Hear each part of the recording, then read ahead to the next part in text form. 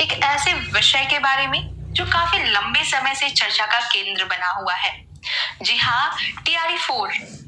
बीते कई माह से TRE 4 के जो अभ्यर्थी हैं उनकी जिज्ञासाएं बढ़ रही हैं, उम्मीदें बढ़ रही हैं और साथ ही कई महत्वपूर्ण सवाल उठ रहे हैं, जैसे विज्ञापन कब आएगा या फिर कितनी रिक्तियां हैं आदि।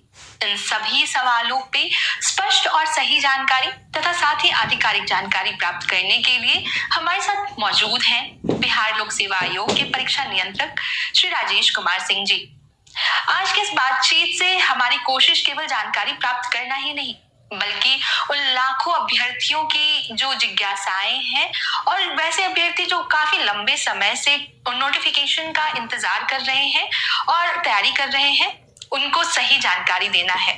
तो चलिए बातचीत शुरू करते हैं। और सर, सबसे पहले तो आपका बहुत बहुत स्वागत है। Thank you sir. सबसे पहले तो मैं उन लाखों अभ्यर्थियों की तरफ से सर आपको थैंक यू कहना चाहूंगी। और सर, मैं गो थ्रू कर रही थी कमेंट्स से, तो सर उसमें भी बहुत सारे अभ्यर्थियों ने आयोग के इस कदम की सराहना की है कि आयोग जो है लगातार अभ्यर्थियों को पॉडकास्ट के माध्यम से सही जानकारी दे रही है, सर समय जानकारी उनको प्राप्त हो रही है। तो सर इस चीज के लिए थैंक यू सो मच। आयोग देखिए पहले से बहुत बदल चुका है।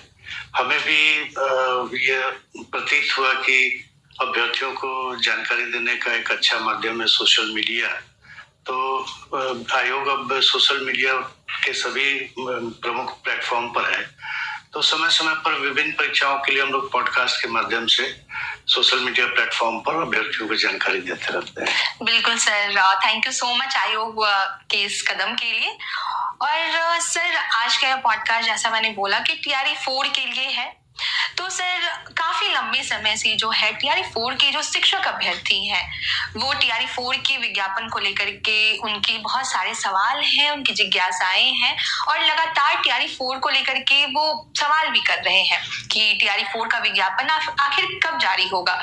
तो सर सबसे पहला तो मैं ये पूछना चाहूंगी सर कि आखिर TRE 4 में जो इतना विलंब हो रहा है, तो सर इस डिले का क्या वजह है? आखिर क्यों इतना डिले हुआ इस विज्ञापन को जारी करने में, और सर क्या रीजन है? पहली बात कि विलंब की परिभाषा क्या है। जब मैंने या आयोग द्वारा यह दे दिया गया है कि 22 से 27 सितंबर को TRE 4 की परीक्षा आयोजित की जाएगी, यूजुअली 3 महीना पहले हम लोग उसके प्रश्न पत्र तैयार करने से लेके अन्य चीजों पर ध्यान देते हैं। अभी 6 महीना बचा हुआ है, तो मुझे समझ नहीं आता कि इतनी हड़बड़ी क्यों है कि विज्ञापन तुरंत जारी कर दिया जाए। ये कुछ लोग बहकावा में आकर के परेशान हो रहे हैं और बहकाने वाले लोग भी मैं देखता हूँ कि सोशल मीडिया पर एक्टिव रहते हैं। तो ये कोई मतलब नहीं है कि TRE 4 का विज्ञापन जल्द आ जाए। डेट जब एग्जाम का दे दिया गया 22 से 27 सितंबर होगा, तो हमारे पास जून तक का टाइम, हम जून तक भी हमारे दृष्टिकोण से कोई विलंब नहीं है। लेकिन खैर, विलंब होने का 2-3 कारण था। एक तो गेस्ट टीचर के मामले में मामला अटका हुआ था जो अभी शिक्षा विभाग से प्राप्त हो गया। अल्पसंख्यक कल्याण विभाग में भी महिला आरक्षण के बारे में थोड़ी त्रुटि थी जिसको कि प्राप्त कर लिया गया बैठक करके, और भी कुछ परिवर्तन किया गया इस बार जिसके चलते भी विलंब हुआ। लेकिन विलंब, मैं फिर से दोहराना चाहूंगा, कोई विलंब नहीं है। 22 से 27 सितंबर को परीक्षा होगी, अभ्यर्थी उसकी तैयारी करें। परीक्षा आयोजन कराना हमारा काम है, फॉर्म भराना हमारा काम है। सर इसी के साथ मैं ये पूछना चाहूंगी, और मेरे साथ जो लाखों अभ्यर्थी हैं सर, उनका ये सवाल है कि आखिर TRE 4 की वैकेंसी अब कब आएगी सर? अब कितना विलंब है और कब तक यह जारी हो जाएगा सर? TRE 4 का जो नोटिफिकेशन है आयोग की तरफ से कब तक अभ्यर्थियों के लिए दे दिया जाएगा? देखिए, अब TRE 4 का नोटिफिकेशन 3-4 दिन में जारी कर दिया जाएगा, लेकिन फॉर्म भरने की तिथि 25-26 के आसपास रखी जाएगी। वह इसलिए कि 25 से 30 71वीं कंबाइंड की मुख्य परीक्षा है और 23 तारीख को भी एक परीक्षा है। तो उसका एडमिट कार्ड डाउनलोड होने का समय 17 से लेके 23 तक है। आयोग ये नहीं चाहता है कि उनको एडमिट कार्ड डाउनलोड करने में किसी तरह की कठिनाई हो, क्योंकि TRE 4 के नोटिफिकेशन निकलने पर बहुत लोग आपाधापी में फॉर्म भरना चाहेंगे।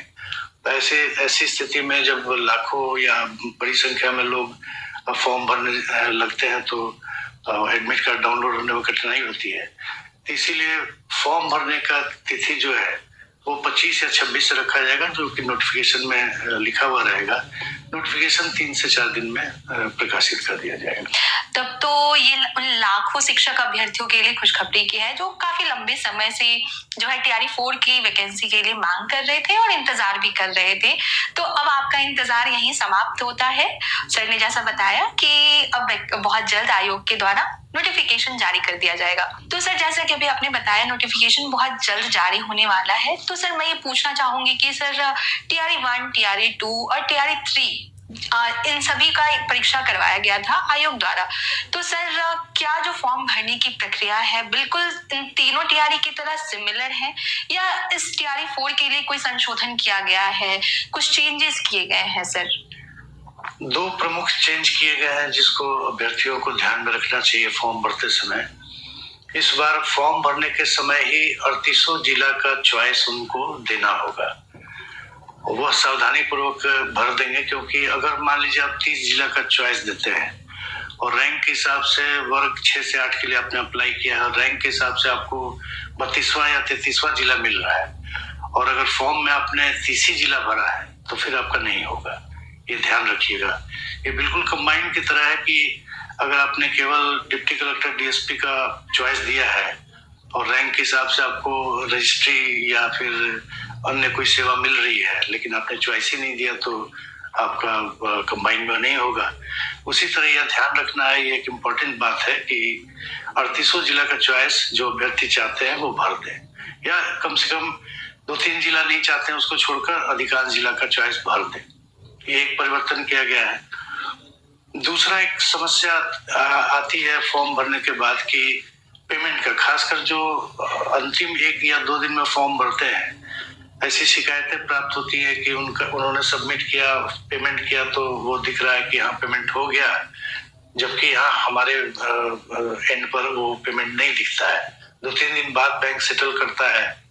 कभी कभी इसको लेकर कंट्रोवर्सी हो जाती है, तो इसलिए ऐसा प्रावधान इस बार किया गया है कि पहले आप पेमेंट कर देंगे, उसके बाद ही आपको फॉर्म भरने का लिंक उपलब्ध होगा। ये 2 प्रमुख चेंज किया गया है। बिल्कुल, तो जो भी शिक्षक अभ्यर्थी फॉर्म भरेंगे इस बार इन बातों का विशेष ध्यान रखेंगे आप भी फॉर्म भरते वक्त। सर टीआरई 4 में कुल कितनी रिक्तियां हैं, कितनी वैकेंसीज हैं और सर क्लास वाइज कितनी वैकेंसीज हैं? देखिए टीआरई 4 में कुल रिक्ति 46,882 है।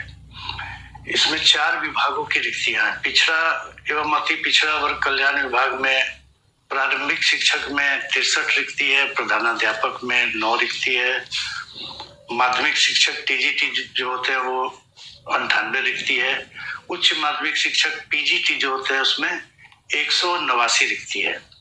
उसी तरह अनुसूचित जाति अनुसूचित जनजाति कल्याण विभाग में वर्ग 1 से 5 में 239 रिक्ति है, वर्ग 6 से 10 में 316 रिक्ति है और वर्ग 11-12 में 489 रिक्ति है। प्रधानाध्यापक में 14 रिक्ति है। शिक्षा विभाग में माध्यमिक वर्ग 9 और 10 में 9,082 रिक्ति है।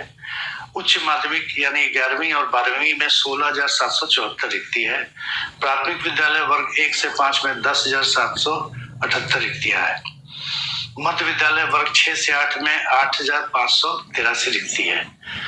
और अंतिम में अल्पसंख्यक कल्याण विभाग में माध्यमिक वर्ग 9 से 10 में 98 रिक्तियां हैं। उच्च माध्यमिक वर्ग 11 से 12 में 180 रिक्तियां हैं और प्रधानाध्यापक में 9 रिक्तियां हैं।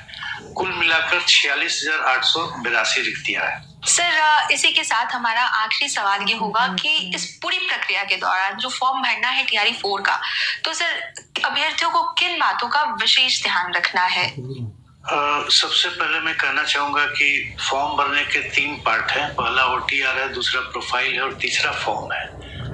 तो ओटीआर और प्रोफाइल अभ्यर्थी पहले से भर के रखें, तब फॉर्म भरने में उनको 10 से 15 मिनट, मैक्सिमम 20 मिनट का समय लगेगा। ऐसे फॉर्म भरते समय ही ओटीआर भरेंगे, प्रोफाइल बनाएंगे, तब फॉर्म भरेंगे तो वो लंबा समय ले सकता है। और खास करके जब बहुत ज्यादा संख्या में अभ्यर्थी फॉर्म भरने लगते हैं तो किन्हीं को कई तरह की कठिनाई आने लगती है। तो मैं अनुरोध करूंगा कि फॉर्म भरने की तिथि 25 या 26 अप्रैल से होगी। उसके पहले प्रोफाइल और OTR बना करके लोग रख लें ताकि फॉर्म भरने में सुविधा हो सके। दूसरी बात है कि फॉर्म के सभी फील्ड को बहुत सावधानी पूर्वक भरें। अक्सर ये कंप्लेन देखने को मिलती है कि मैंने आधार नंबर गलत कर दिया, मेल आईडी गलत भर दिया, पिताजी के नाम में गलती हो गई। तो एक्चुअली ये सब सुधारने का फिर मौका दिया जाना आयोग द्वारा भी संभव नहीं है। तो ये सब भी बिल्कुल ध्यान से भरें। मोबाइल नंबर भी जो देते हैं सभी डिजिट जांच ले कि सही ढंग से भरा गया है। उसके बाद जैसा कि मैंने बताया कि अब पहले पेमेंट का लिंक आएगा, पेमेंट आपका हो जाएगा, तब उसके बाद ही आपको फॉर्म भरने का लिंक प्राप्त होगा। तो एक पेमेंट की समस्या से छात्रों को निजात मिल जाएगी कि बाद में पेमेंट होने में, खासकर अंतिम दिनों में बैंक से अगर लौटा दिएगा, किसी वजह से फेल कर गया, तो नो पेमेंट के आधार पर उनका फॉर्म एक्सेप्ट नहीं होता था। तो पहले ही पेमेंट हो जाएगा तो फॉर्म अपना भरकर सबमिट कर देंगे। दूसरा एक चीज होता है कि सबमिट करने के पहले, फाइनल सबमिट करने के पहले सारे डेटा को एक बार चेक कर लें कि सही ढंग से भरा गया है। जैसा कि मैंने बताया, ईमेल आईडी, माता पिता का नाम, आधार नंबर, मोबाइल नंबर, ये सब सही भरा गया है, नहीं तो बाद में बड़ी दिक्कत हो जाती है। और लास्ट में मैं कहूंगा कि अंतिम तिथि का इंतजार नहीं करें। बार बार आयोग यह अपील करता है कि शुरू में या बीच में ही फॉर्म भर ले, अंतिम तिथि का इंतजार नहीं करें, अन्यथा उनका फॉर्म किसी वजह से गड़बड़ा सकता है फॉर्म भरना। तो यही सब मेन मुख्य बातें हैं। जो भी अभ्यर्थी पहली बार OTR करने जा रहे हैं उनके लिए आयोग की आधिकारिक सोशल मीडिया हैंडल्स है, उस पर ऑलरेडी एक OTR की पूरी प्रक्रिया का एक वीडियो उपलब्ध है।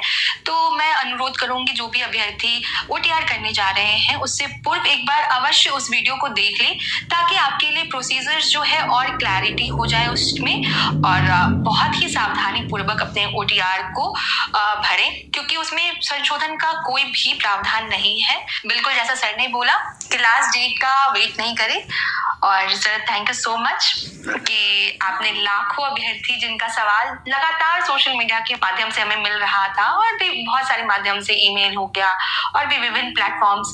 तो सर आशा करती हूँ कि उनके जो भी सवाल थे, डाउट्स थे, और बहुत ज्यादा जो अभ्यर्थी नोटिफिकेशन के लिए परेशान थे, आशा करती हूँ उन सभी को उनका जवाब मिल गया होगा।